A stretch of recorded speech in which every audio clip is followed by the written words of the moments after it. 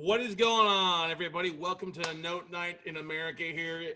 Excited to have you guys. We have a great episode tonight with one of my favorite people out there who's doing an amazing job. And I absolutely love what we're going to be talking about, because I think it's one of the most important things that a lot of people struggle with, coming from being a full-time employee working for somebody to going out on their own. And it's really something that a lot of people are sucking at right now with the way the world is. But before we dive into that, as always, guys, I'm honored to have you guys here. Welcome to Note Night in America. We've been doing these, going on about 8 years now, just about every Monday night.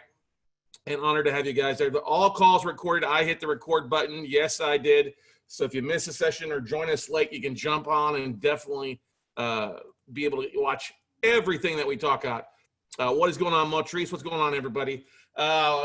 As always, you can always catch the replays to every Note Night in America of our podcast by going to weclosenotes.tv. That'll take you directly to our YouTube channel. Make sure while you're there, you hit the subscribe button so you're alerted to all the great stuff that we have available for you on there, whether it's our podcast episodes for Note Night in America.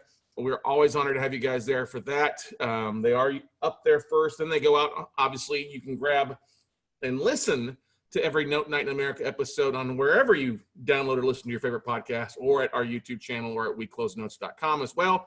And then, of course, want to give you a big shout out to listening and making the Note Closers Show podcast one of the hottest real estate podcasts out there. I think we may end up going over 30 million listens this month in July 2020 from when we started out. So it's just absolutely pretty excited to be a part here. But anyway, honored tonight, we have a very special guest.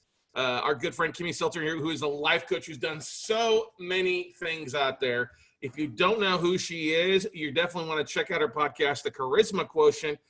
She is a professional life coach, image consultant. Let me make sure to get her back on here, because I blocked her from talking.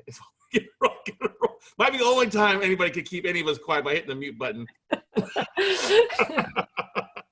But this lady is amazing. I met her about a year ago, actually, in San Diego at the New Media Summit. You probably heard on the Note Closer Show podcast. We had her on a while back, and I was honored to be a guest on her show as well.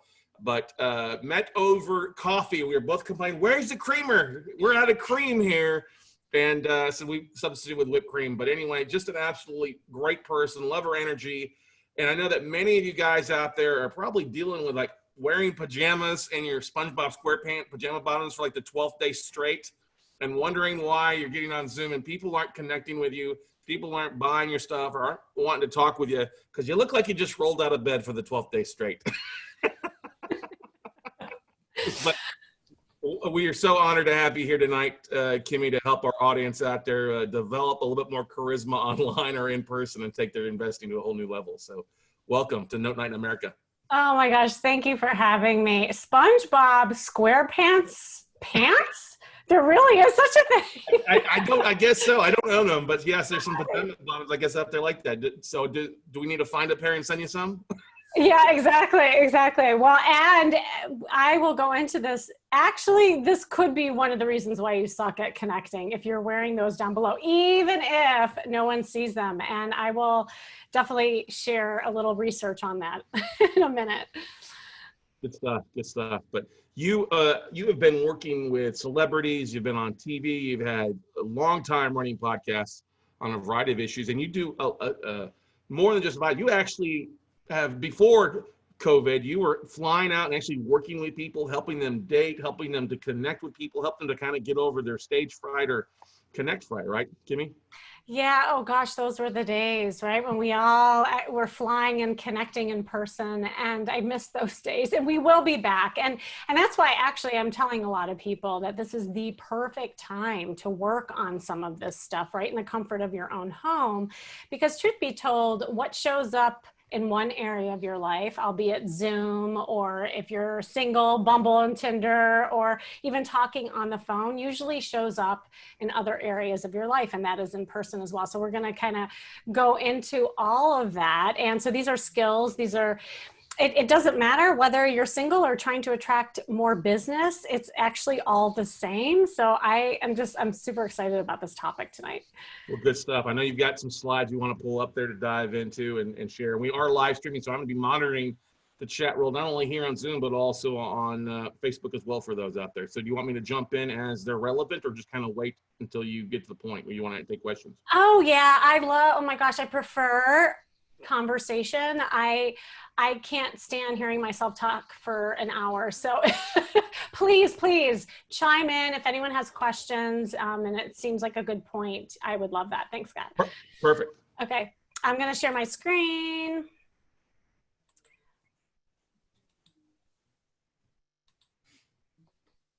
Let me know if you can see Perfect. this. Okay. Oh yeah, that's good. Okay, and I'm just going to pull up the chat here too so that I can make sure I see someone. All right. Well, oops. I'm going to go back. Okay. Scott, thank you for the introduction. And I love that we did connect over coffee talk, so to speak. And really, and that's what I want to talk about today, and kind of the overriding theme is, even though Scott and I met at a podcast summit, right? And it was a professional summit. The reason why Scott and I are actually friends doing business together was because we liked each other. And I really want to highlight how strong the likability factor is when it comes to connecting and networking. Again, regardless if you are doing business, trying to attract, more people, love, friends in your life, it all is the same skill set. And so it's not about so much what you know, but how a person feels when they meet you. So Scott did such a great job introducing me, and you can read my bio, and that, I almost kind of chuckle when I look at my professional experience, but honestly, I really want to go over my own story, because it was my own transformation that really kind of thrusted me into what I do today, and the reason why I'm so passionate about doing what I do. And it relates to a lot of what we're going to talk about today. I wasn't always this happy-go-lucky girl skipping in my dress and heels. It really kind of started with the bad mom outfit. So I didn't have a picture of me. It was before iPhones. I was trying to find a picture of my really bad outfit, so I thought this would be the next best option. My story is that, long time ago in a land far, far away named Chicago, I lived as a very traditional person, I would say. So I was married at the time. I had the picket fence, the house, a couple of kids. I still have the kids, the dog, and really, if you were to ask me what my life was going to look like and be, I really thought that that's what it was going to be. I had a very traditional job as a therapist. I mean, I went and I just kind of collected my paycheck and I helped people, and it was I liked it, but I could not predict that my life, it would look like it does today. And, a lot of times when things happen in your life, and you're about to hear what happened, that's usually the best teaching moments, right? And it usually takes sometimes adversity in your life to confront some of those things. And for me, that's what actually thrusted me into this passion that I have right now, and helping people look and feel their best so they attract what they want, increase their confidence, and whether it's money or love, it's all the same. So what happened is, we all pick up as a family, we move across the country, and we land here in La La Land. That is Los Angeles, for those of you who don't know. And I joke, we end up doing what all the other people here do. We get a divorce, and I'm joking. Obviously, there were mega issues going on in this little fairy tale and story, but I have to say, on a serious note, it was one of the saddest, most horrifying moments of my life. I remember looking in the mirror and seeing a very sad girl, and it was like my whole life as I knew it came to a screeching halt. It was like the record stopped and my traditional life went poof away. So I didn't know what I was going to do. I didn't know how I was going to have the confidence to go out there and have a new career, attract love, and really start my life over. Because here I was in this new town, in this new castle, not with my traditional life anymore. And I had just a bunch of black clothes to show for it. And if you saw me back then, you would have seen a woman that always wore black, and the clothes were always like 3 sizes too big. I didn't even know that my body was also transforming. And I still had the nursing bras on. I mean, I wasn't nursing any longer, just FYI. So that shows you how stuck I was. And here's the thing that's really important in the story is that before this happened, as you heard me telling it, I considered myself pretty confident. I thought I could connect with people, but I didn't have that life. You know, I had a very comfortable, cozy life that I had a lot of practice in. So I didn't have a lot of practice in this new life. And I remember I didn't know how at that moment when I looked in the mirror, I was going to get out of my own way. And to be honest, up until then, as a therapist, I always was under the belief that you had to work from the inside out, that you had to do all this internal work in order to get past things, to get what you want. And I think the inside is super important. But up until this moment, I had done all this work. I mean, I was a therapist, for God's sakes. I should have known better, right? I had a great support system. I did a lot of work on my own. I went to counseling, I went to therapy, but I still was stuck and my confidence was completely shattered. So I remember one day, this was like the defining moment, what we're going to kind of talk about today. It'll all make sense, I promise, is that I looked in the mirror and I was horrified. I just remember that fed up feeling like I have got to do something. So what does a girl do when nothing fits her? She goes shopping, a little shopping therapy. I thought, okay, maybe I'll just get some new stuff and I'll feel better. So I go to the store and what am I doing? I think I'm up leveling myself, getting all new clothes, but no, I'm picking all the same things, black, oversized clothes. And again, what I considered my black cloaks to keep me invisible from the world.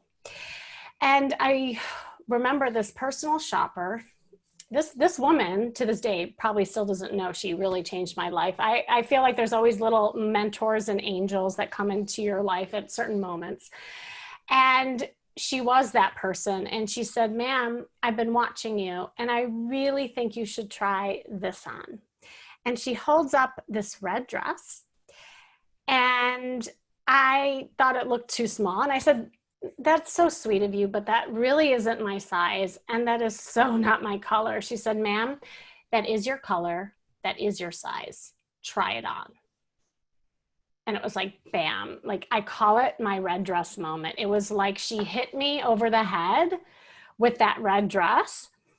And this isn't the real red dress because now I have a ton of red dresses. And my point was, is I put it on, I twirled around like Cinderella. I looked in the mirror and bam, I couldn't believe what I saw. It was like I saw a princess before me. And it was this visceral response that I got seeing myself in a different light. And so I bought that costume that day. I call it a costume because I still don't really believe that that was me. And I walked out into the world and all this magic started happening. New suitors began to come my way. New opportunities started knocking on my door. Everything you see in my bio kind of started happening. And I know this sounds like a little airy-fairy, but it truly is the magic when you start putting yourself into action and doing things that are different for yourself. So I realized in that moment that there was a symbiotic relationship between the outer and the inner when it comes to confidence, when it comes to connection, when it comes to feeling charismatic. And that in turn really helped me get out of my own way. And so I also realized that that black cloak was really a way to keep me small, to keep me invisible because I was so in my head. I didn't know how to talk to you men. I used to think you guys were aliens. I didn't have the language, the communication skills to do that. Aren't we off of Mars, right? We're from Yes, exactly. Actually, I just had John Gray on my podcast, y'all. So if you are interested, he's referencing a book, Men Are From Mars, Women Are From Venus, and he's amazing.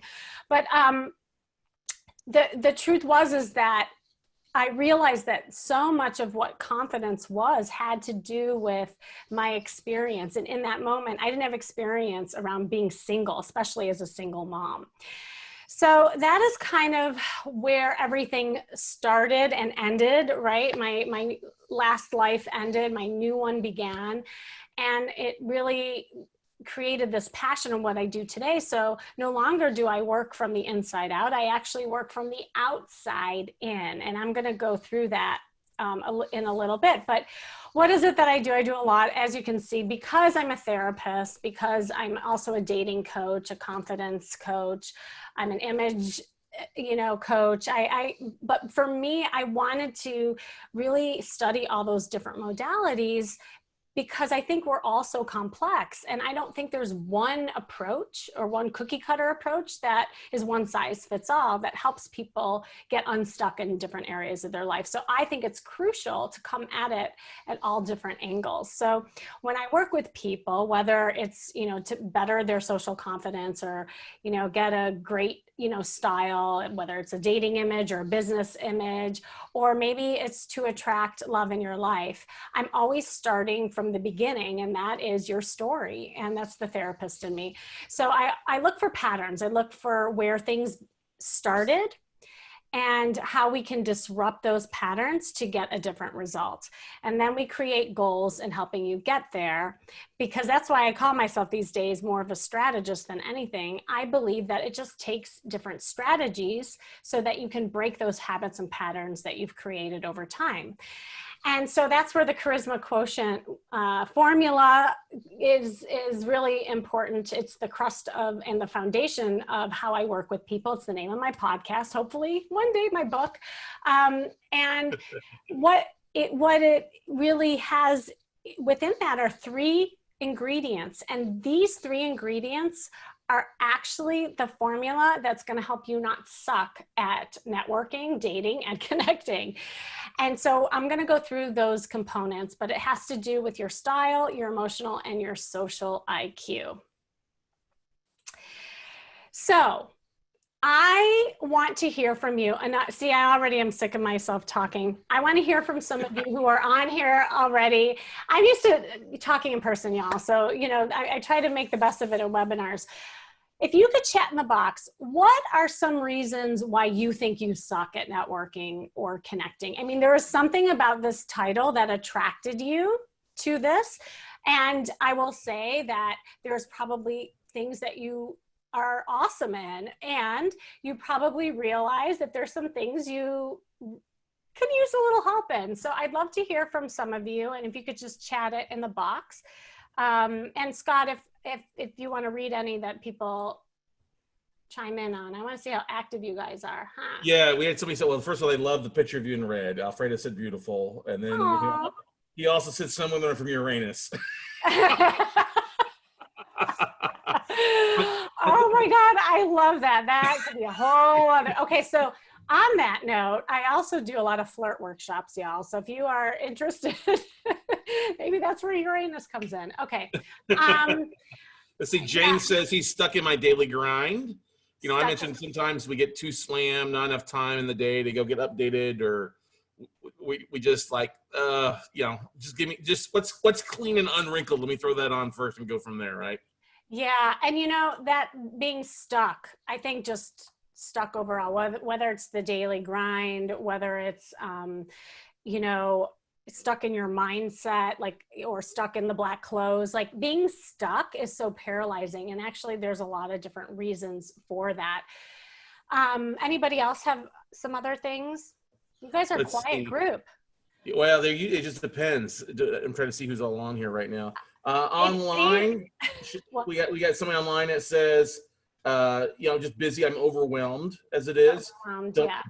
overwhelmed. I don't have the extra money in my budget to go update my wardrobe for the most part because I'm afraid I'm gonna grow out of what I'm in and back into something smaller after Corona. The Corona 15. Okay, yeah. Being busy, overwhelmed, feeling stuck, and all of these things can keep you almost at that same level of not, networking and connecting because you don't have the energy for that, right? If you're overwhelmed, it's hard to find the energy to go out and even talk to people. And I think nowadays, let's be real, in COVID, we're all getting zoomed out even. We need to have some space and time and have energy to do that. So I'm glad that you all are mentioning some of the variables. Well, as some more come in, Scott, you can do it. But here's the truth. No matter what you have thought about in your head of the reasons why networking and connecting are hard for you, the real reason why you suck at networking and dating, I think, boils down to three things. And within those three things, obviously, there's all these other like subcategories that you guys are talking about. And these are the three kind of things that I want to go over tonight, because if you are able to make space and time and energy to dedicate and working on these three areas, I promise you will start getting some traction. So the first obviously has to do with charisma, and we're going to go over that tonight. It's building your confidence and having the conversation skills to really connect. I can't tell you how many times that I've worked with clients that when we work on these three areas, they get something that I call is the charisma glow. I even coined a term for it because people will say, Kim, I can't believe it, but like these people think I got a facial. My friends are saying I lost weight. Like there's this glow about you when you're able to really work on some of these areas that will give you more of that sense of connection. So it's almost like going through shallow Hal, but see it for your own self a little bit, right? Right, shallow Hal. Yes, exactly. A little bit nicer, but yeah. Why do I call it the charisma quotient? I love charisma. When you do the research and you look at the research, charisma is something that is learned.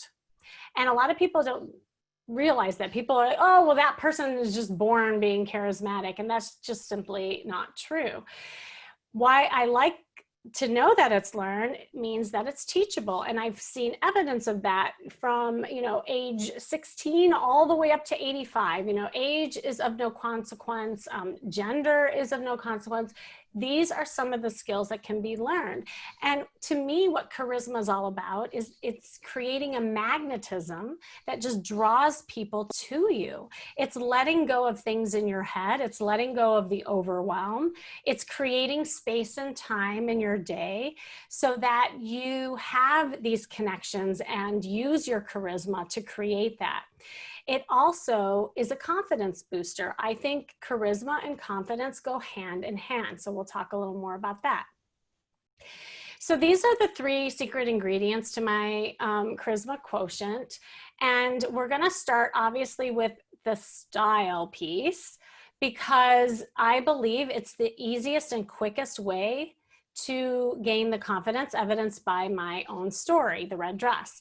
And there's a lot of research that will back that up. But before we get into that, I want to talk about confidence, because even if you're thinking that you're overwhelmed and overworked and you don't have time and all those things that you feel are not working for you, when you have that confidence, the confidence will help you get over some of those hurdles that you think are keeping you stuck.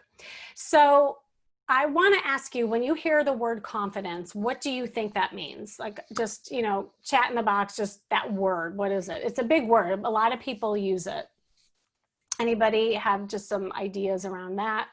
Chat that. Going once, going twice. Okay. We got a positive outlook on oneself.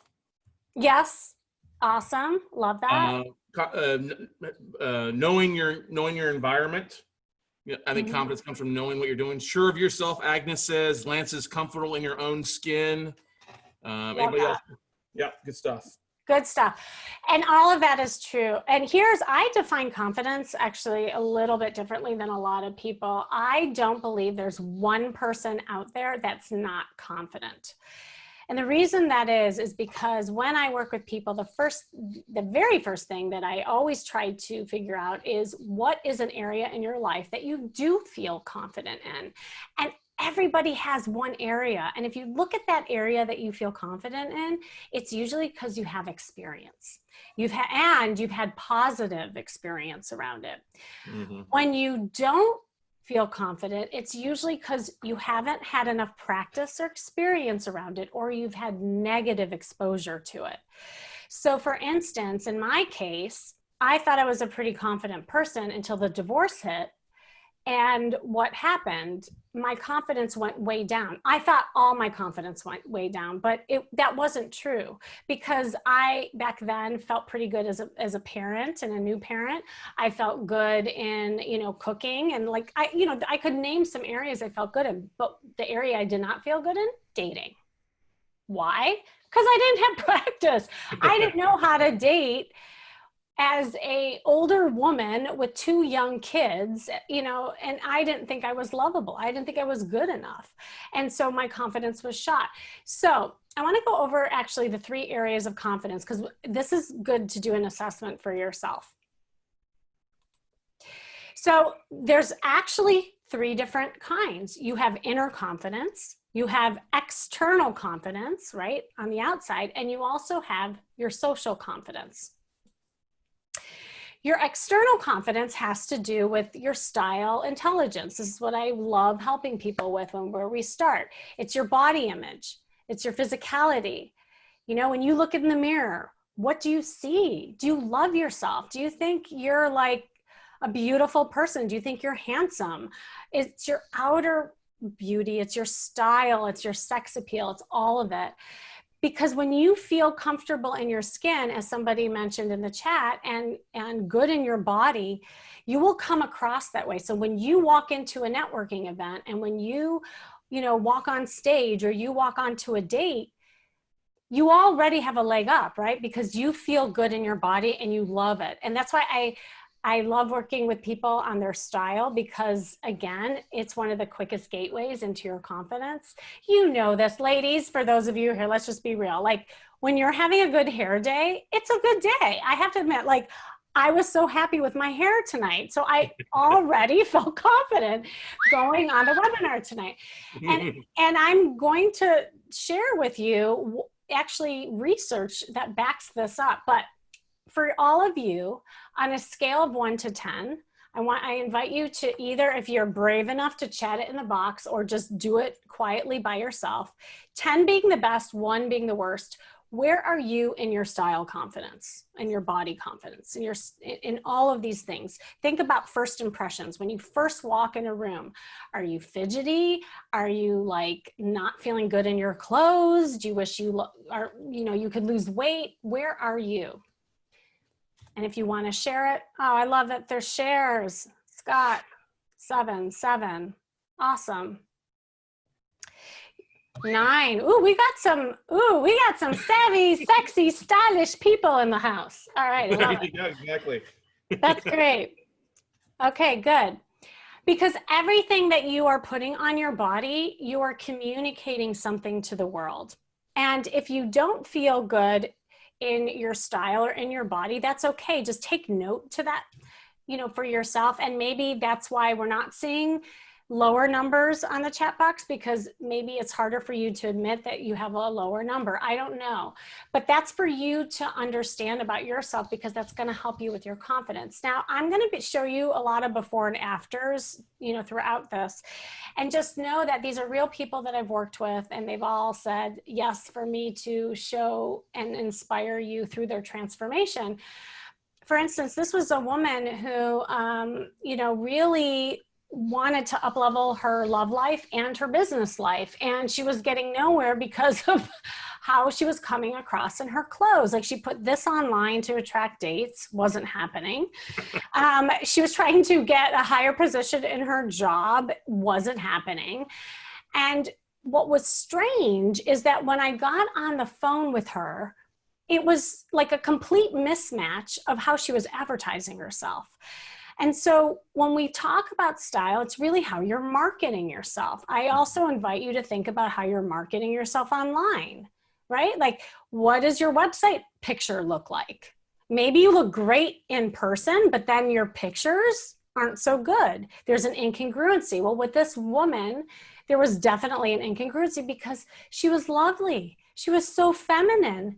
And she was like, her voice was so soft and she was warm. And I say feminine and laugh because she knew that her image had a lot of masculine energy. And I say that out loud because she said that out loud. She knew that.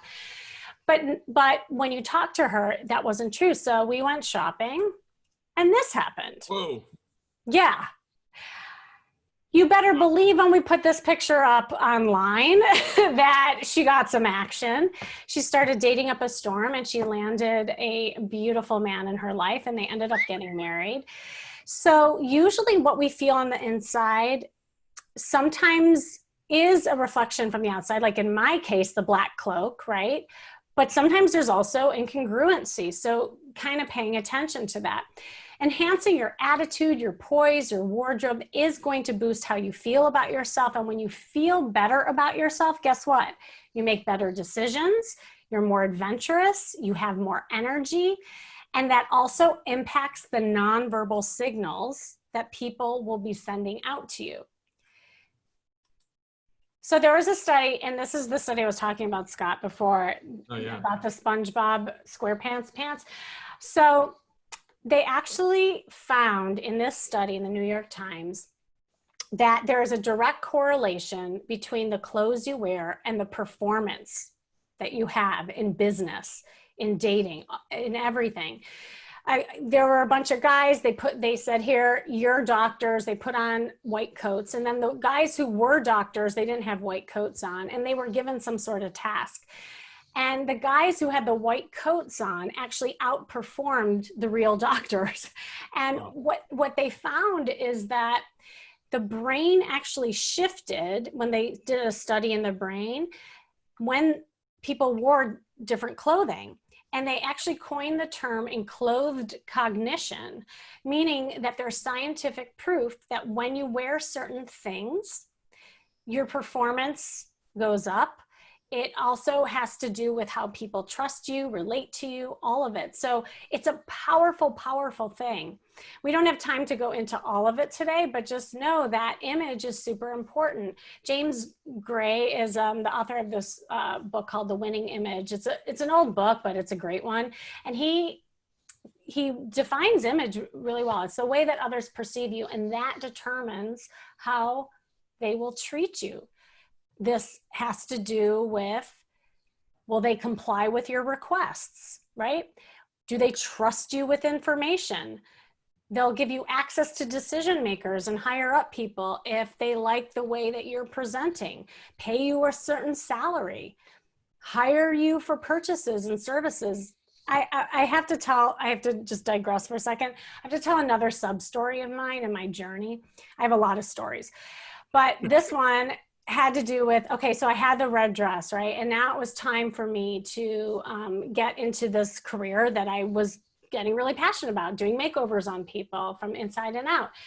And I hired this image consultant to train me, and I wanted to shadow her because there's no real program out there that was like an MBA or a master's in, image consulting. So I had to create my own. And I paid this woman a lot of money to teach me how to do it. And I remember going to meet her for the first time. All I had in my wardrobe was a bunch of black clothes that was still like hanging there, and the red dress. Well, the red dress wasn't really appropriate to meet this woman. So I bought something else thinking that I was up leveling myself. Well, It wasn't. I think I went into Lucky Jeans instead of Gap, and then I put a rider jacket on. I don't know what I was thinking, but I thought I looked like better than just the frumpy mom. And so I go and I meet her, and she's this fabulous woman who's dressed to the nines.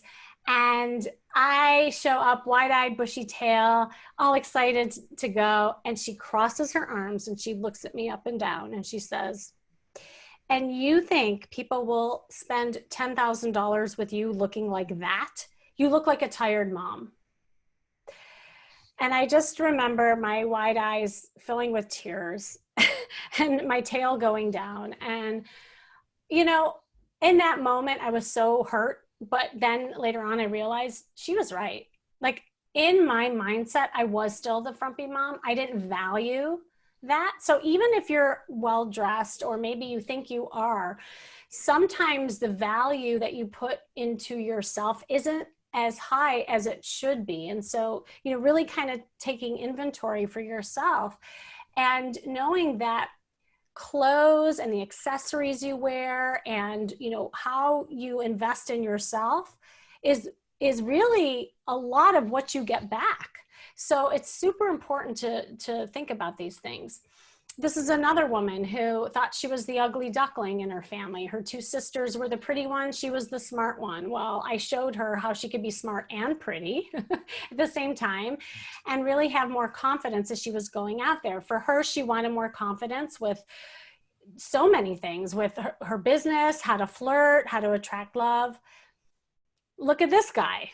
I mean, what was so interesting about him is that he was super wealthy. He had this amazing business, but he could not for the life of him like go out and attract new customers and or women. So he would have other people go out and network for him because he was kind of shy, a little awkward. He didn't like know what to say to people.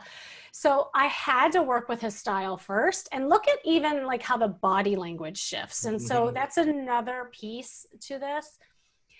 First impressions, do you know now it takes only 7 seconds to make a first impression? It's crazy. It used to be 30 seconds, but now I think with Tinder and Bumble, it's gotten so quick. But here's the thing that goes on in the brain. This isn't just me talking, this is research. People are making judgments and assumptions on two things and two things only. It is the clothes that you wear. That's why I'm harping on the clothes. And the attitude that you have. Now, the attitude has to do with body language.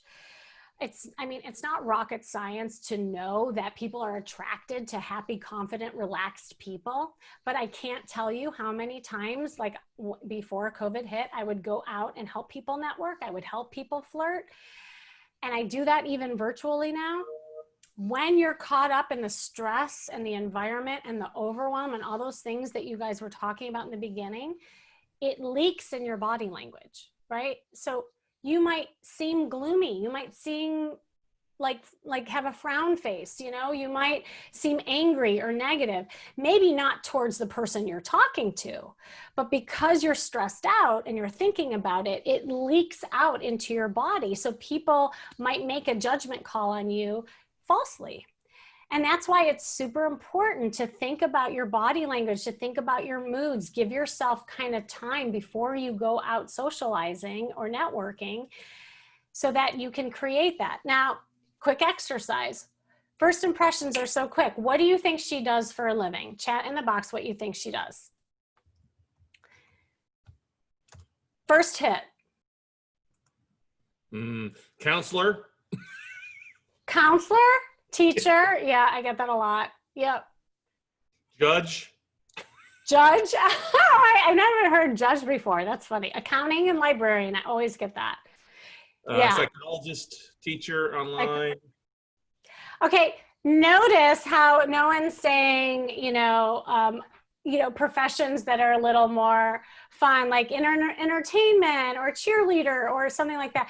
Why do I do this all over the world? I give webinars and talks, and every time somebody says accountant and librarian, every single time. Why? It's not that I told you that. It's because of what she's wearing and the attitude that she has, right? Like A lot of people react to her glasses. Her hair is in the bun. She's wearing something kind of frumpy. Now, she is none of those things that you guys, what? That she's not smiling. She's not happy. And she's not smiling. She's not happy. Totally important, Scott. Yeah, I'm glad that you said that. And when you see the next picture, you're going to be blown away. So quick little story on her, because this is one of the most profound, I'd say, cases that I had. I was hired to do like a style session with 10 women for a professional photo shoot. They were all like redoing their websites and kind of up-leveling their business. And I had 2 hours to shop with 10 women on a street that had 2 stores. Okay, not an easy task. He said, women, you can appreciate this, right? So I don't know, magically, one of the stores had dresses for everybody except her. And when I was looking for her, I see her in the corner and she's crying. And so I went up to her and I said, what's wrong? And she's like, I don't even know why I'm here. It's like junior high all over again. I'm the ugly duckling. I'm the one that doesn't go to prom. And this is stupid. I should leave. And I gave her a little tough love and a hug. And I said, I can totally appreciate you feeling this way, but actually this has nothing to do with your body, and it has everything to do with this brand. And she looked at me and I said, yeah. I said, this brand isn't fitting you. I said, will you give me another half hour? I want to go to the store across the street. And she said, okay. So thank God this other store had brands that completely fit her body. Now, she never thought she could wear a dress. And for her, for what she did for a living and all the networking she was doing and the website, it was crucial for her to get in a more feminine flair and to wear more dresses, because she also did a lot of speaking. So we went to the store and this happened. Whoa. Yeah. Not the same person, is it? It's the same person. And Scott, to your point, she's smiling, right? And look at the confident body language that she has. You better believe her networking skills soared after this. I mean, I worked with her obviously on other things too, right? But it started from the outside and then we went inward. So what she did for a living is she was an executive coach. But she also worked with a lot of women and empowering women. And so that other image of her wasn't landing with people because she didn't look confident and empowering, right? So she had to feel good about herself. So I invite you also to think about the customers and the audience that you're trying to attract. And even if it's the opposite sex, are you attracting what you want? And if not, you got to take a look at what you're putting out there. I often find that, like, you know, when people are trying to track like higher ticket, you know, packages or items or higher caliber, if you're not dressed the part, they're not going to trust that you are that mentor that can work for them and with them. Same thing with this guy. Same problem, wanted to up level in his business and also in love. It wasn't until we went shopping and did a ton of coaching together that both ended up happening. Now notice in his body language, the confidence, like I could do a whole other webinar, Scott, on body language, so we don't have time, but body language is so powerful. And when you have, you know, differences between men and women and understanding the fundamental like body language signals that you're sending, it will make a huge difference in the authority that you put out to the world and with your customers. So it's really important to know your body type when you are shopping. And for women, there are 5 body types, and it really will increase your confidence in your clothes. It's measuring your shoulders, your waist, your hips, and understanding what you are. For men, there's not a lot of body types. There's only 3. But rest assured, there are some tricks that men also have around clothes that will make a big difference in the way that you look and feel in your clothes. So if any of you want to know what body type you are, I encourage you to go ahead and grab my style guide. For women, I go over the 5 body types and what clothes really work for your body type and what clothes to stay away from. It's almost like a little cheat sheet. And for men, it's a man's fashion manifesto, because I know you men secretly want to know this stuff and you just don't talk to your friends about it. So here's a chance to grab that. And also I go over some grooming things because, okay, so men, you guys don't have to worry about makeup and all that, but we do care about the grooming, just so you know, especially if you're trying to attract a woman. You can grab that QR code as well if you are savvy on that. But here's the thing. If you do download that, I also do these virtual makeover sessions that are super fun. So definitely get a hold of me if you're interested in doing that. I go over your specific body type and your style and getting you your signature style that matches your brand and all of that. So that's a super easy, fun step. Like I said before, body language is very important when it comes to your first impressions and when you're networking. 93% of communication is nonverbal. That's crazy if you think about it. So it's not even what you say is as important as how you show up in your presentation. This is why I work from the outside in, because it breaks all the barriers, right? If you're approachable, and you look warm and inviting, and you look like you can be trusted, both with your body language and your wardrobe, you're already breaking that barrier. And so again, some easy hacks you can do, just especially because we're Zooming all the time now, we're taking meetings online. Be mindful of your face. Smile. Like Scott picked up right away the lack of smile on that woman's face. You know, make eye contact. Practice in the camera when you're doing Zoom conversations to look at the dot, not down here. Like I'm looking at the screen right now and I look disconnected, even though I think I'm looking at you. So even like technology wise, you should get used to how you can make eye contact. It's super powerful. You know, having enthusiastic expressions and, you know, really be mindful of if you're frowning, if you're being too serious, if you're looking away, if you're getting distracted, if you're looking at your social media, all of those things make a huge difference in connection. All right, now I'm going to go over the second ingredient, and that is your inner confidence. Now, your inner confidence really will leak out too when you're meeting somebody. And this has to do with your emotional IQ. Now, emotional IQ is kind of a buzzword these days. It's something I really believe in. I teach with all my clients. And it has to do with a lot of different factors. I'll kind of go over just some main ones. But it, you know, overall, it has to do with how resilient you are. Like, can you let things roll off your shoulders, right? Like, or if things don't work out or pan out with a client, do you let it really affect you with other people? Or are you able to like bounce back and not take it so personally? You know, your self-awareness, how aware are you of your own emotions? Or are you just kind of blindsided with that and too focused on other people, or just selling and the facts? And you're not doing enough awareness and checking in with your body and how your body's responding to things. How compassionate you are for yourself, giving yourself breaks. You know, we're all human. We're all human. And what really connects people to people is that authenticity and how you express those things. So if you were to do a self-assessment, same thing, on a scale of 1 to 10, 10 being the best, 1 being the worst, where are you at with your inner confidence?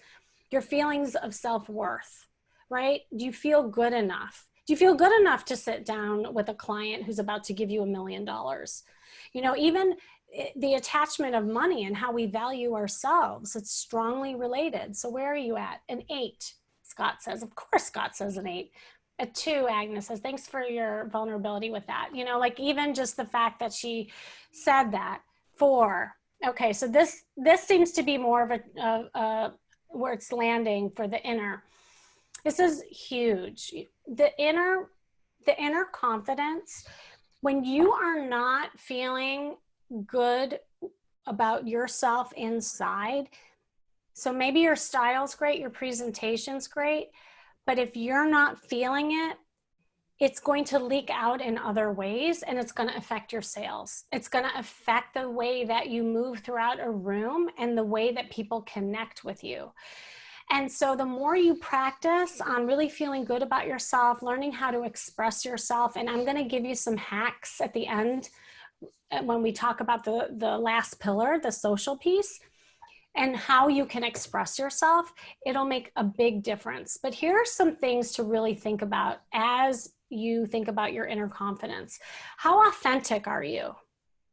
Right? Like, this was one of the things that Scott and I just connected right away. And I love that he began with the story of the coffee, because we both were so authentic with the way that we connected. Like, we didn't say, oh, so what's your podcast? Oh yeah. Like, we didn't start there. We started with, damn, I don't have any creamer for my coffee. And I was so bummed. So I was just really authentic. And Scott was just so generous to actually create some half and half for me with whipped cream. And to this day, we still connect on that. It's been a running joke of our relationship. Yep. Right? And so that authenticity, you know, people feel that. And when you are so distracted with your own stuff, guess what? That gets in your head. And when you're in your head, you're not present. And when you're not present, you're not connecting. So that authenticity is really huge. Again, this could be a whole other seminar. I'm trying to do a quick overview, and these are good things to just think about. Vulnerability. How vulnerable are you?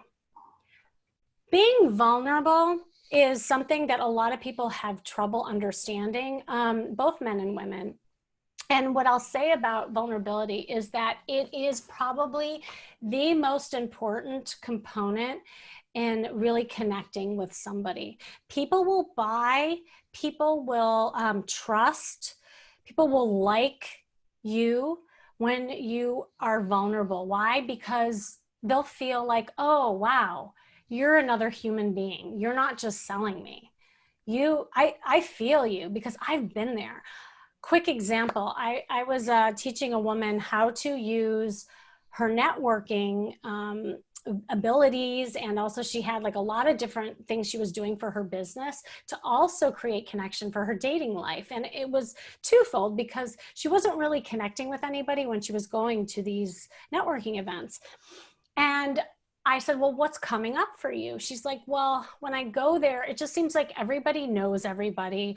And I'm just super shy. And I just feel like I can't really say anything. And I said, so what comes up when you're feeling that way? What comes up for you? And she's like, well, I feel alone. I feel really like vulnerable. It's almost like I'm in junior high again. I said, what if you said that? What if you went to the networking event next time and you went up to a group of women and connected in that way? She's like, well, that would be weird.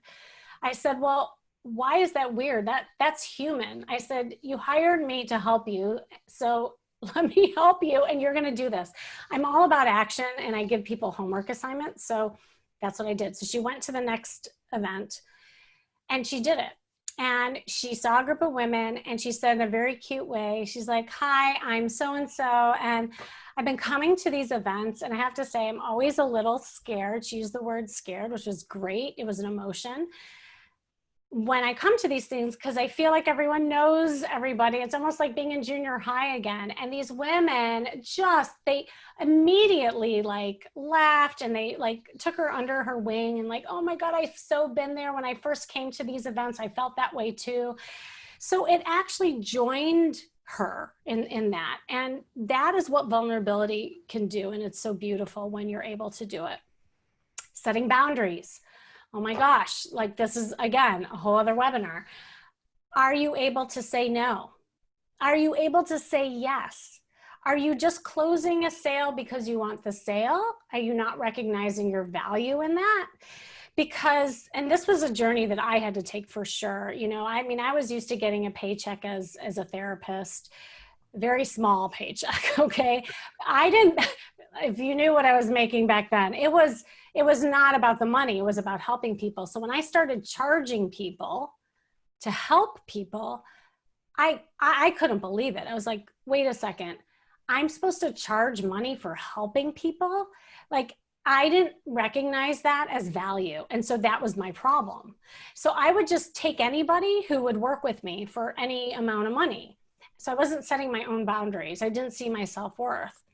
And the minute I started seeing my self-worth, setting boundaries, only attracting customers I wanted to work with, is when my business started picking up. So setting boundaries is super important in everything. So when you learn to express yourself, you're going to increase your likability factor. You're going to have stronger connections. You'll be more authentic in your relationships. You're going to attract that trust, right? So that people will want to do business with you. They'll want to date you. They'll feel less resentment and anger built up, and you will get your needs met. You'll close more deals and with customers that you want to work with. Okay. So now let's do the final one, and this is super fun. Are we okay, Scott, with time? You're golden. You're golden. Don't worry about it. Awesome. Okay, yeah, because I probably have like 10 more minutes if you all don't mind. Okay. First of all, chat in the box. Are you guys with me on this? Yep, they got it. Definitely. Yeah. Okay, good. So the last pillar, ingredient, you will, is your social confidence. Now, when people think about networking and connecting, most people think about this. They don't think about the other two. So I want to dive into this. This is building out your social IQ. In your social IQ is your social confidence. And there's a lot of different things. I know there's a lot of words on here, and I'm just going to try to simplify it for you. You could be maybe very socially confident in certain areas of your life. And maybe there's other areas you're not so socially confident in. And I'll give you an example of that. For instance, with some of my clients who are my dating coaching clients, they're like, Kim, I don't understand. I can walk into a business meeting and own the room. I can go into networking events and I can have people at the palm of my hands. When I'm on stage, I can have everybody listening to me. But when it comes to me being on a date and just socializing, I'm at a loss for words. How many of you on here have something like that happening where maybe it's the opposite? Maybe you're fine, on your personal social confidence, but then in your professional ones, you're like, I don't know how to do this. Yeah, Agnes. Well, so the reason why that is, and it makes sense, especially with the clients that I'm working with who have high confidence in their professional life, is because they have an identity, right? They have a script. They know their role in business. So they can walk into a room and say, I am, confident Agnes because I am here to be your accountant. Say, I don't know what you do, Agnes, but I'm just making it up. And so you know your stuff when it comes to accounting. So that's why you're more confident going into that room. But when it comes to your personal confidence, social confidence, you're left to just being you.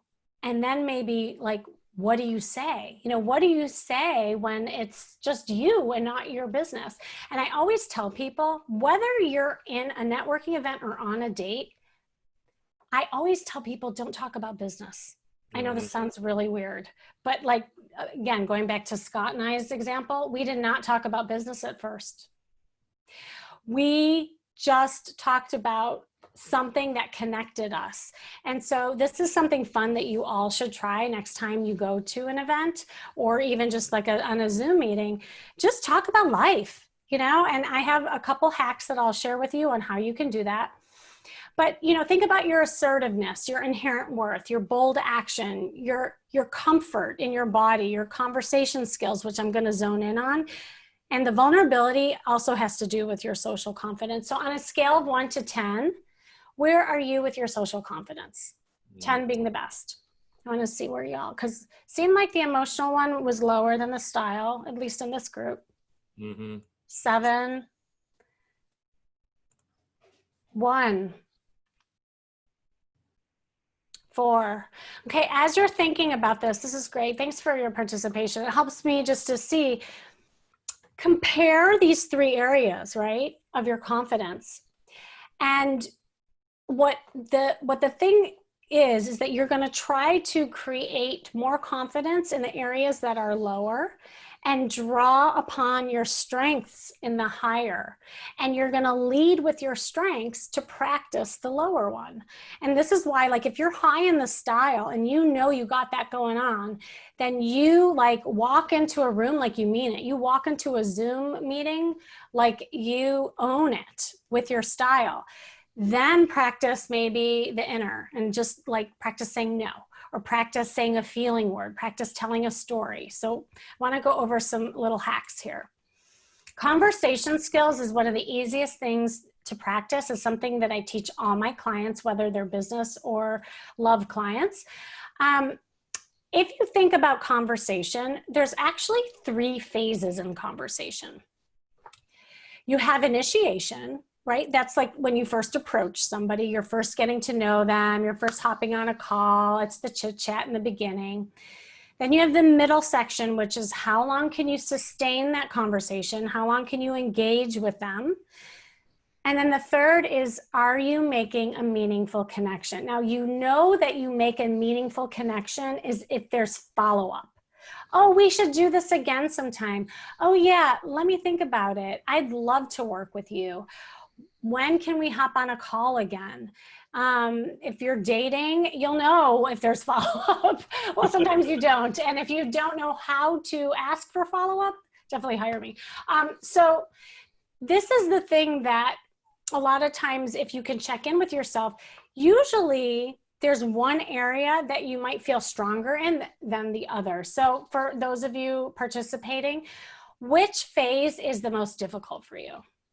Initiation, sustainment, or meaningful connection?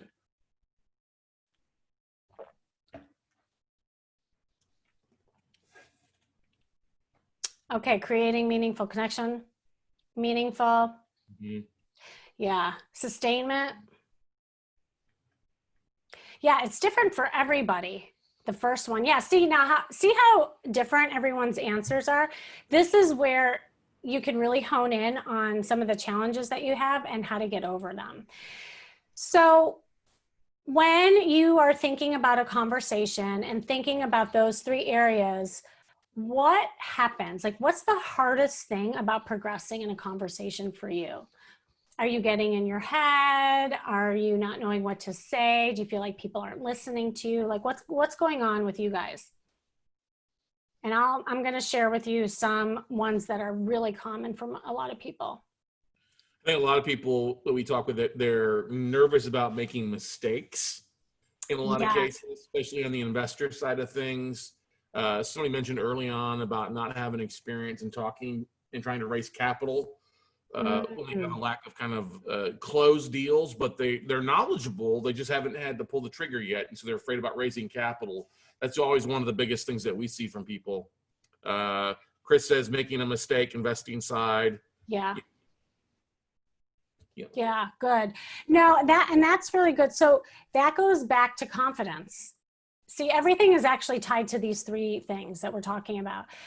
If you don't have, let's say, a lot of experience around closing like high ticket deals, right, and investors, it's going to be more nerve-wracking, right? And that when you're more nervous, guess what? You get in your head.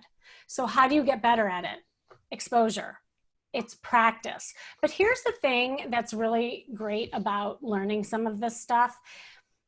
Even if you don't have a lot of experience, you're really nervous about, knowing your facts, maybe you don't have it all dialed in yet, or you haven't sold to investors that are at that level, you can act as if until you become and really play up your strengths. And what I mean by that is that before I got into doing what I do, I mean, I used to charge really, really low, and I was scared to charge, in the thousands, after that, because again, I went back to my mindset of being just the social worker and not charging a lot. So what I did is that I connected with people in ways that I knew best. What did I know? I knew how to connect with people because I have people skills. So I worked with my people skills. I maybe didn't know how to ask for that kind of money, but I knew that if I could get somebody to maybe connect with me, trust me, like me, that maybe they would consider it. So that had to do with my own confidence, but I started where I knew my skills really soared.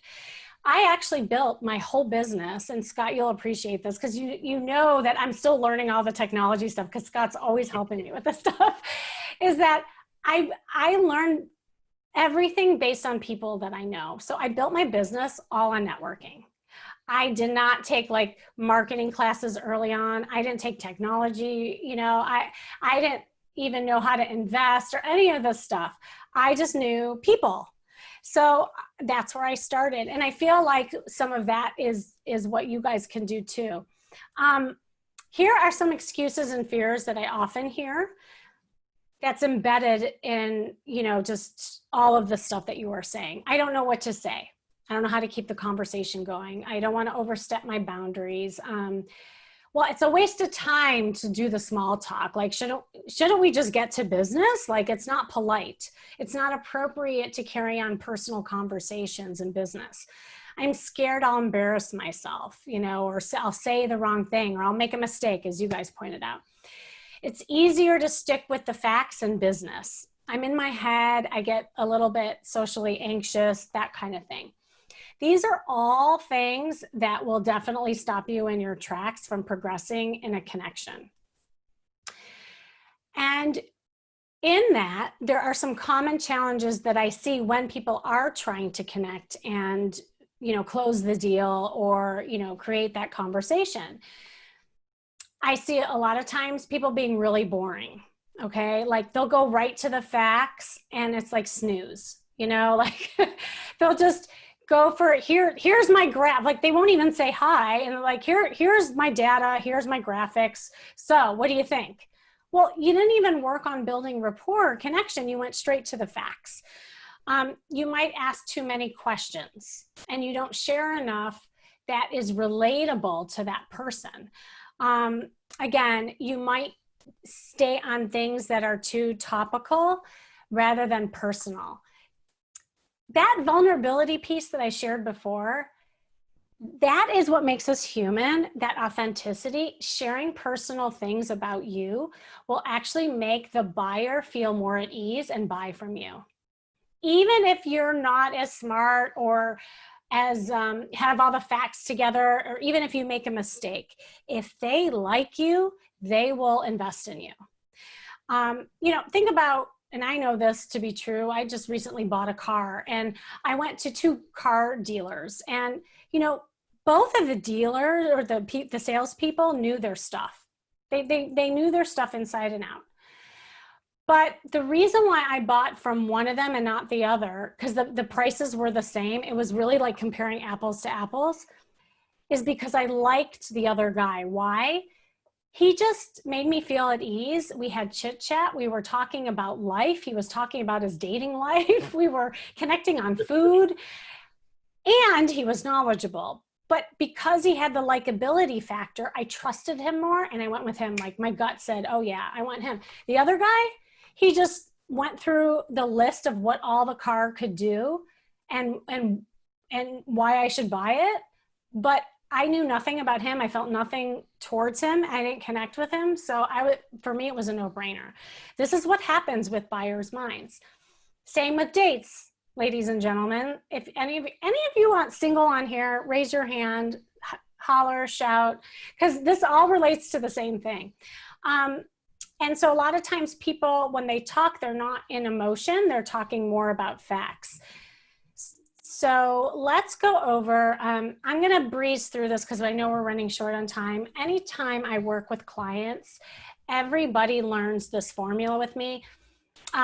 I don't know if you can tell, but I do have a theater background. So I always warn people when they work with me, I like to do improv with them. So, because I love helping people get out of their head. It's really about having fun, being playful. That is also what connects people to people. So there's this social engagement formula that I teach everybody, that you learn how to get out of your head and more playful and connected in your conversations. The first phase is initiation, And basically what that is when you walk into a place, you walk into a meeting, you're observing who's in front of you, what's around you, so that you have information on what you're going to relate to. And then you start getting curious and you ask questions about it. The biggest mistake that people make is they have a list of canned questions that they ask people. And believe me, on dates, they do this too. People ask me all the time, Kim, what are some like openers I can say to people? I say, I'm not going to give them to you, because you'll come across as cheesy and disconnected and not congruent. So I'd rather teach people this kind of thing where it's more authentic. If you come from a place of, authenticity, where you notice somebody's watch, say on Zoom or in in-person networking event, and you say, oh, wow, that's a cool watch. Where'd you get that? You're starting from a place of what's on the person. And that's already more of a connection than, let me tell you about the 5 tips of sales. Like, no. Okay, second is getting personal. Getting personal is absolutely appropriate. People think it's not, but this is a way of building rapport. Get off the facts and ask a personal question. And what I like to think of it is as more of like a journey question. So if you like somebody's watch, you ask them, don't ask them too much about the watch and stay on the watch, because that conversation's going to die. Ask them about him. Oh, so what do you like about wearing watches? And then maybe he talks about his collection of watches and how it gets him more women in his life, or I don't know, whatever it is. Connect with them in something that's more personal in relation to them, not the watch. That's a really crucial jump in a conversation when people get off the facts. Think about it. When you've had conversations before, have you ever noticed that in that first phase, if you're talking too much about a fact, how it dies really quickly? It's because there's nowhere to go with it. And it tells you nothing about what is connecting you as people. Another hack is ask open-ended questions, like who, what, where, how. Don't ask questions that require a yes or no. Do you like bananas? No. And where are they going to go with that? But what do you think about bananas is a different question, because that allows them to expand upon their answer. You're going to get more conversation going. So you want to avoid close-ended questions. Then, after you ask a personal question, you're going to relate to them and share something about you. This is something that most people don't do, whether it's on dates or in business meetings.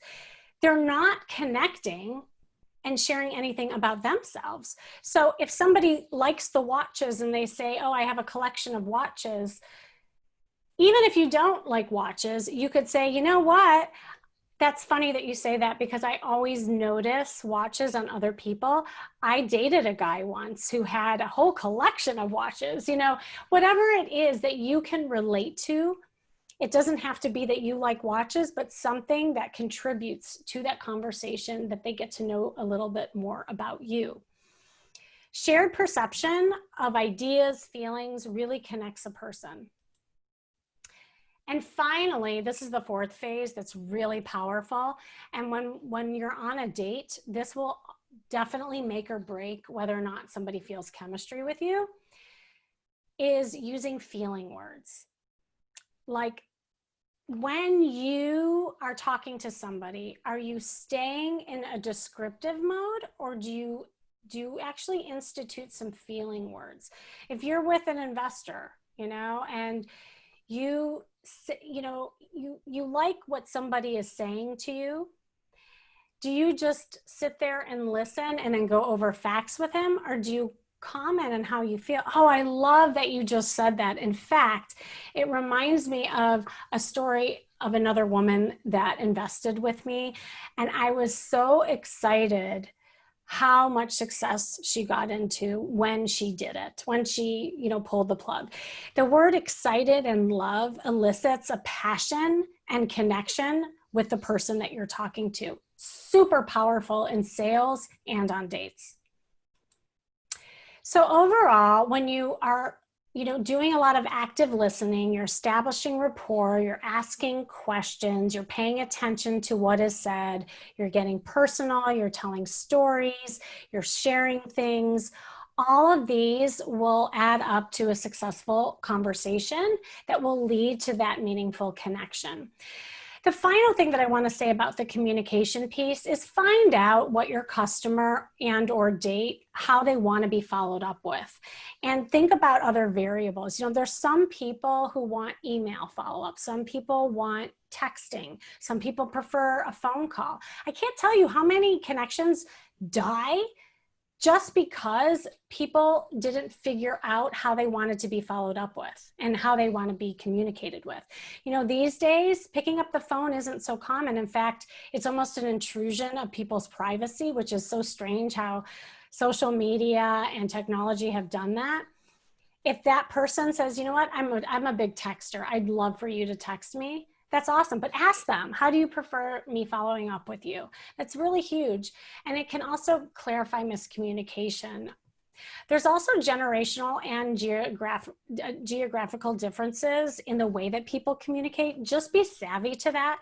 Like, I work with clients all around the world, and there's different ways that people communicate, because there's might be some language barriers. Maybe there's things that are polite versus not polite. Like, I coached somebody in Shanghai, and it wasn't polite to make eye contact with them. And here I am teaching her in the United States how to make eye contact to attract people. Well, over there, it wasn't polite. So just really understand some of those differences when you're communicating. And also generations. I mean, the millennials like to be hit up on Instagram and DM me and all that kind of lingo when they want to be followed up with. And if you're talking to older people, they maybe prefer a phone call or an email. So in conclusion, I hope now you realize you won't suck at dating when you work on your charisma, your confidence, and your conversation skills. And, when you do that, you definitely will create that likability factor. And when people like you, they trust you and they will do business with you. So that concludes the webinar. Sorry, I went over a little bit. I hope that was helpful. You wanted me to post something though about first impression thing? Yes, I do. So I have a little gift for all of you. And again, Scott will put this in the chat box and also give a QR code. I wanted to find a way that I could really help you. Obviously, there's a lot of people on here and people are going to be watching this afterwards.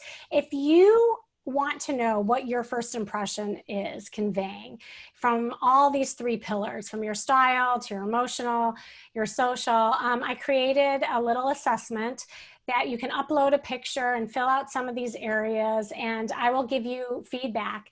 And it also asks you if you want to do a follow-up call with me. I'd love to hop on a call with you and give you a free session for anybody who wants a little more help in this area. So I will definitely leave it up to you, Scott. If there's anyone who has questions, I am able to stay on if you are. Yeah, somebody's already clicked on the link. Tell me about the virtual makeover. They asked online here a little bit. Oh, yeah. So the virtual makeover, it's super fun, and I can work with people all over the world. I do it on Zoom, and what it is, it's a 1-hour session. And I love this new software that I have, and only image consultants are able to get it. So it basically creates a virtual closet for you. And what happens is that you upload pictures of your current outfits.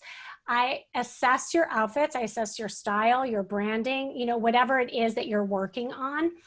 And then I go over your body type and what clothes work for you and what clothes to stay away from. Then I share my screen. We go over like the outfits and why things are working, why things don't. And then we do virtual shopping together. So it's so cool. The software, I'm actually able to pin certain outfits and clothes that I would recommend for you and build out some outfits that I think would work. And then you can purchase those items right there in your virtual closet, and you get that virtual closet for basically, your whole life. So you can even organize future stuff in there. And then I create little lookbooks for you on different, things that I think you should wear for different occasions. So it's super fun. It's, only $297, so it's budget friendly. And I'm happy to provide that link too, Scott, if people are interested. Yeah, no, that'd be great. And then we got another question on here. It looks like you're a fan of bright, solid colors versus patterns. Yeah. Yes. Yes. Do you always recommend the solid colors or patterns, or does it vary on your your energy, what your confidence levels? Yeah, it's a really good question. And I didn't have time to go over today. I actually have a whole section that I go over with in colors and patterns and stuff like that. Here's the thing. People kind of know me as the pattern Nazi. And the reason why I say that is that I'm kind of against patterns, and there's reasons for it. One is that when you're doing webinars, if you're doing anything with photo shoots, whether it's online dating or, for your website, patterns tend to widen you in the camera, and they're also super distracting. So if you're trying to, first of all, demand more attention, if you're on a webinar, you definitely want to look at solid color. And if you're trying to look slim, solid colors are definitely going to work for you. Now, within the color scheme, it's different for everybody. So I definitely, and even in that virtual session, I will teach you what colors work for you and what colors do not, because we're all so different in our tonality. And it makes a huge difference in the way that you read. There's actually certain colors that also have to do with attraction and if people will buy from you. So Scott knows that usually when I'm doing these events that I'm wearing a red dress, that's kind of my signature style because of my red dress story. So it relates to my brand as well. So red is very powerful. Red will definitely help you sell. It also attracts the opposite sex. So I always tell people to wear red when they're in an online photo. But blue is also, Scott and I are wearing blue. I'm not surprised that we're wearing the same color today. There's usually synergy with people too. Blue has to do with authority. So I will wear either red or blue if I'm doing some sort of webinar and that I want to command more attention and trust. So it's fun to look at those things. Also taking a look at your brand. You want to make sure that your brand colors are also kind of all going together for you. That's good stuff out there. Really good stuff, everybody. And, one of the biggest things I could tell you, you said something very early on to fake it till you make it. When you dress up, when you're in front of an audience, it adds confidence. As somebody says, if you feel sexy, that sexy and confidence comes out of you. So when I wear matching bra and panties, I always feel sexy. You know what I mean? I think everybody would like to see that. No, they would not want to see that. Exactly. But what wants to see that? We're so stuck with being. I'm on Zoom after Zoom after Zoom call, and it's very easy to just hey, let me throw on a black T-shirt and gym shorts, or just kind of relax a little bit, or pajama bottoms. But take the time, especially if it's an important call, to put a little bit in your image, and it'll come through in exponentially ways, right? Absolutely. I always say, there's a phrase that I always say, is that when you love you, people will too. And, I think so many times we're focused on other people, whether it's the client we're trying to attract or the opposite sex. But the real thing is that when you love yourself, you're feeling comfortable in your clothes, in your body, in your emotions, your self-worth, your flirt skills, your interaction skills, your conversation. That's when people will love you. That's when people connect with you, so that's why it's so important to look at your confidence in these 3 areas and see where you can kind of almost challenge yourself and do things that are a little bit different for you to put yourself out there more, to increase your positive exposure around stuff so that you do feel good in your skin. Because at the end of the day, if somebody doesn't do business with you, you will then say, well, then they're not my people. Instead of taking it in and taking it personal and in rejection mode. That is the biggest indicator. If you're taking things as rejection versus they're not my match, that kind of is an indicator of like something's going on with a little bit of the confidence issue. Because when you just get super confident in all these areas, you're not going to care, because you'll have more of that abundance mindset, knowing that you will attract the right people in your life no matter what. I love it. I love it. I love it. I love it. Kimmy, as always, thank you so much. Such great stuff for all of our listeners out there in Note Nation. I know we all get comfortable getting it right, everybody, but if you're looking to up your investments, up your deals, and build some confidence, not only on yourself, but on the investors you're dealing with, or even also the bankers as they're looking at what you're online. I've known bankers that will judge you and not send you a list to say, like, you don't look like you can close $1 million property or $1 million deal. When you dress the part, it adds a lot of variables, not only to yourself, but also those that looking on. So, Kimmy, thanks again so much for coming on here. Such great content as always. Look forward to seeing you in person, hopefully at some time soon. I know, you too. I can't wait. And thank you for having me on and the opportunity to talk to your audience. It's been great. Yeah, no problem. Anytime. Guys and gals out there, take advantage. Use the links given, bit.ly/Kimmy's First Impression. We made it short and simple. So if you're listening to this, we'll put the links also in the comments roll. It'll also be in the description if you're watching this on YouTube, or also on Facebook, or also on the podcast on the website as well. So go out, take her up on it, download the great report. I already downloaded the 13-page men's style fashion there for you guys. I love something that I was a little looking at it while she was talking and listening there. And then you'll also love the Kimmy's First Impression there as well for you guys. So go out, take some action, everybody, and we'll see you all at the top, everybody. Bye. And great. Good stuff. Yay.